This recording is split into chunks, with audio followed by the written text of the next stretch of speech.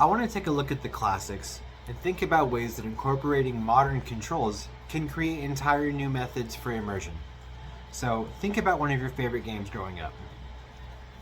It probably looked a little bit like this. And if that's the case, you're probably pretty familiar with games that look like this, 18 years later.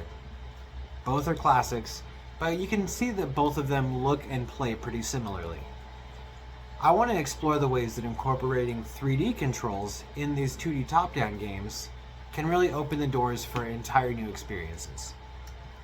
This is the improved utilization of dynamic camera angles, and my name is Taylor Kelty. So, speaking of 3D controls, usually you can see the camera is behind the protagonist and there's a lock-on system. This is great for wanting to focus on a target while being able to move in different directions. Just like in real life, we're usually looking in one direction while moving in another.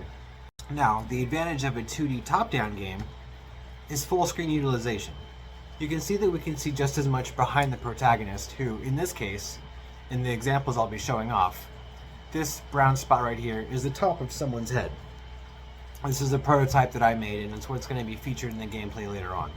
But you can see that we can see just as much behind as we can in front. Looking back to 3D, we can't see behind the protagonist at all. Moving on.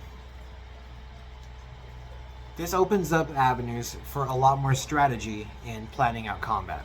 Now you can see right here, we can see exactly how much room is between the enemies and the best route of going around them, whether it's counterclockwise or clockwise.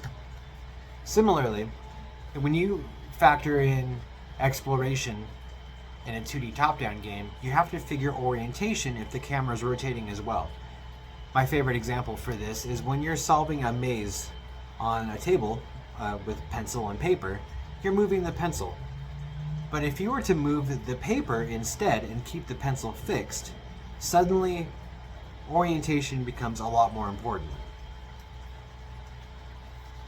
Now, angle play is where this really shines. In this case, I'm factoring in 360 degrees of a circle. Now, whether or not this number is ever shown to the player is up to the developer. But in this example right here, we can see the player is facing at 118 degrees. That's going to make more sense later. But either way, this is a variable that the developer can use that adds a whole new dimension to player abilities and really the experience overall.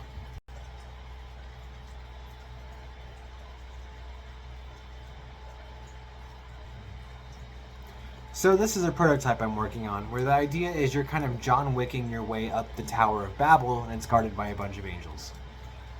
Looking at the menu, we have a bunch of abilities right here. So let's say we're going to go with piercing shots. That's a classic. We're going to slot them into these 4 categories down here. Now these categories are north, south, east, and west. Not in that order, but you get the idea. Let's go with rush forward. Let's go with throw fireball, and let's go with the spin move. Perfect. These are 4 of my favorites. Now, you can see that we have the angle number up there in the corner, protagonist right here in the middle, and whenever I'm looking in a certain direction, these abilities that I slotted down here become active. So let's play with this by targeting an enemy, and let's see, let's get the Scorpio active. I think Scorpio is piercing bullets. So now this way, you can see my bullets should pierce through. Now that was only because I had the Scorpio active and the bullets were piercing. Now let's get a different one. Okay. Leo, rush forward. Kind of a charge attack.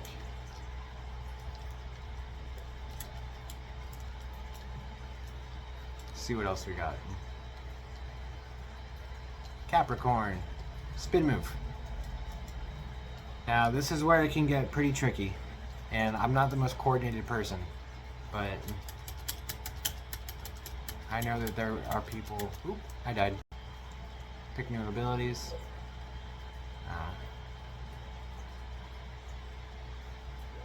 Heal.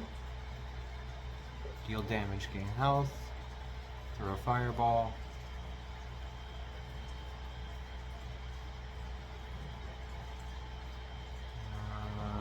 run faster.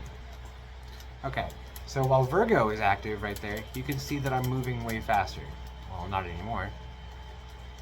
Now Libra, I believe, I just picked Libra. Libra is deal damage, gain health. So whenever I have Libra active, I have lifelink. Virgo makes me run faster.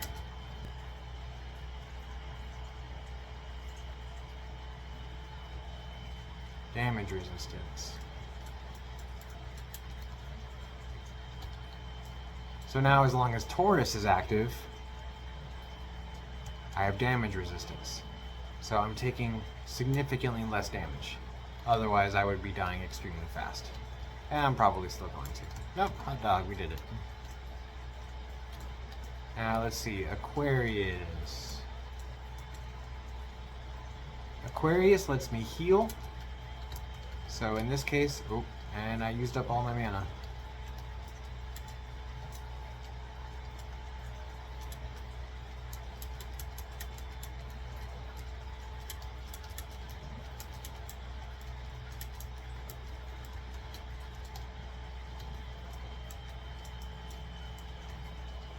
Oh boy, I'm super duper gonna die.